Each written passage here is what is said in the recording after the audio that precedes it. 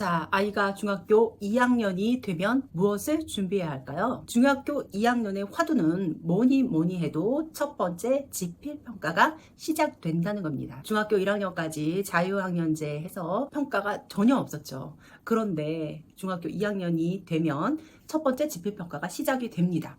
아이들이 참 많이 긴장을 해요. 그리고 어떻게 시험을 잘 치를 수 있을지 내용적인 면이나 스킬적인 면에서 상당히 실수를 많이 합니다. 이제부터 본격적으로 시험을 치르는 연습이 시작이 될 텐데요. 어떻게 하면 첫 단추를 잘 꿰 수 있을까요? 첫 번째 지필평가를 보면서 굉장히 실망하고 이게 뭐지 하는 가정이 사실 많습니다. 나름대로 초등학교 때부터 그냥 괜찮다라고 생각을 했었어요. 그냥 어느 정도 하겠지 라고 생각을 했었는데 첫 번째 지필평가 결과가 나오면 의역한 경우가 많은 거예요. 이런 점수를 받아본 적이 처음이죠. 초등학교에서는 기껏해야 한두 문제 틀리고 많이 틀려야 80점 이렇게 되는데요. 생각도 못했던 점수가 나오면서 와, 도대체 지금까지 뭘 한 거지? 라는 생각이 드실 거예요. 아이들도 자기가 처음 맞아본 점수에 당황을 할 거고요. 이거는 지금까지 어떤 학습적인 면이 잘 쌓였다 안 쌓였다 이거를 판단하시기 전에 먼저 첫 시험이라는 것을 잊지 마셔야 돼요. 첫 시험에서는 긴장감도 있고요. 시험의 스킬들을 잘 몰라서 버벅대거나 실수하거나 하는 경우가 많기 때문에 아직 서툴어서 그렇다라는 것을 인정을 하시고 이 점수가 곧 아이의 학습 능력을 말하는 것은 아니다 라는 것을 염두에 두시기 바랍니다. 자, 그럼 첫 번째 지필평가 어떻게 준비해야지 이런 당황스러운 결과를 피할 수 있을까요? 두 가지 면에서 말씀드리겠습니다. 학습 내용적인 면과 시험의 스킬적인 면의 연습이 같이 이루어져야 합니다. 학습 내용적인 면이라는 것은 무엇일까요? 지필평가를 준비하면서 내신학원을 다니는 친구는 아직은 없을 거예요. 첫 번째 시험이라서 어떻게 준비를 해줄지 기존에 다니던 학원이나 가정에서 연습을 시켜서 보낼 텐데요. 아이가 제일 먼저 집중해야 할 것은 선생님이 수업 시간에 강조한 내용입니다. 선생님이 강조한 내용들이 잘 나와 있는 문제집이나 개념서의 문제를 풀어보는 것입니다. 교과서에 지문이 쭉 나와 있잖아요. 그런데 그 지문을 다 수업을 못할 수도 있습니다. 시간에 쫓기는 경우가 많기 때문에 선생님이 중요하다고 생각하는 부분을 발췌해서 수업을 하기도 하죠. 그러면 아이들은 선생님이 여기는 수업을 했고 여기는 수업을 안 했어 라고 판단하기 쉽습니다. 하지만 그 학년에 그 교과를 가르치는 선생님이 한 분만 있는 경우는 없죠. 다른 반의 선생님은 나머지 내용까지 꼼꼼하게 혹은 이 선생님이 중요하지 않다고 생각하는 내용에서 발췌해서 수업을 할 수 있습니다. 그러면 당장 내가 배우지는 않았지만 다른 데서는 공부한 내용, 즉 빈 곳이 발생한다는 거죠. 그렇기 때문에 첫 번째 교과서는 꼼꼼하게 공부합니다. 수업을 했든 안 했든 교과서의 내용은 지금 이 학년에서 배워야 되는 것, 그것을 전부 다 담은 거예요. 쓸데없이 한 줄이라도 적히지 않습니다. 우리가 흔히 교과서를 잘 보지 않고 문제집 위주로 공부를 하는데요. 교과서가 가장 최적화된 교재입니다. 그 교재를 통해서 우리가 이 학년에 배워야 할 내용들을 잘 정리를 한 거니까요. 교과서에서 한 줄도 놓치지 마세요. 두 번째는 예습과 복습을 확실하게 해야 된다는 겁니다.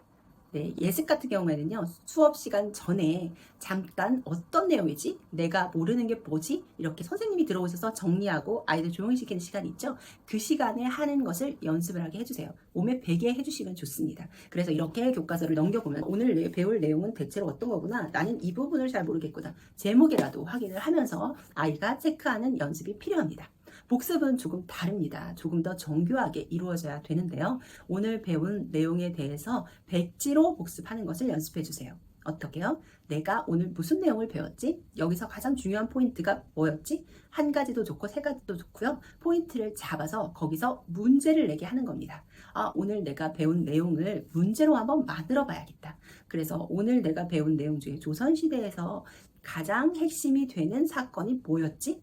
그 사건은 왜 일어났지? 라고 질문을 만들어 보는 거예요. 이거는 지필평가 연습에도 도움이 됩니다. 선생님은 이 부분에서 어떤 것을 강조했지? 그렇다면 이런 부분에서 문제가 출제가 되겠구나. 출제자의 관점에서 중요 포인트를 정리해 가는 겁니다. 복습은 항상 이런 식으로 질문을 활용해서 하시는 게 좋습니다. 교과서를 쭉 읽고 내가 이걸 다 알고 있지? 라고 착각하지 않도록 해주세요.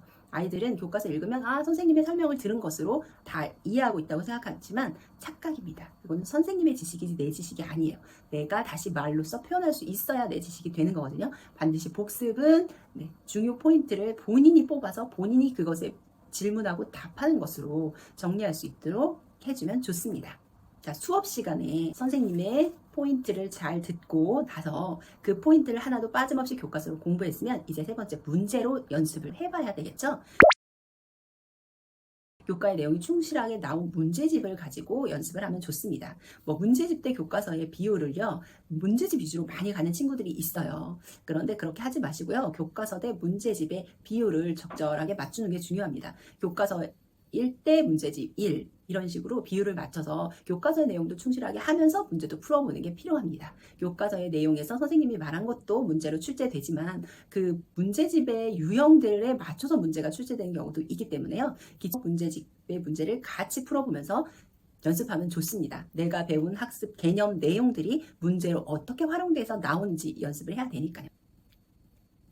이런 것을 연습했다면요, 시험 스킬적인 면에서도 연습을 해야 됩니다. 아이들이 컴퓨터용 사인펜을 사용하는 것, OMR 카드 작성하는 것, 또 수정 테이프나 틀렸을 때 답지 교환하는 것에 대해서 당황할 수 있습니다. 그래서 답지를 쭈르륵 밀려 쓴 경험 누구나 한 번쯤은 있을 텐데요. 아이들과 함께 OMR 카드로 이렇게 연습하고 옮기는 건 먼저 연습을 해주세요.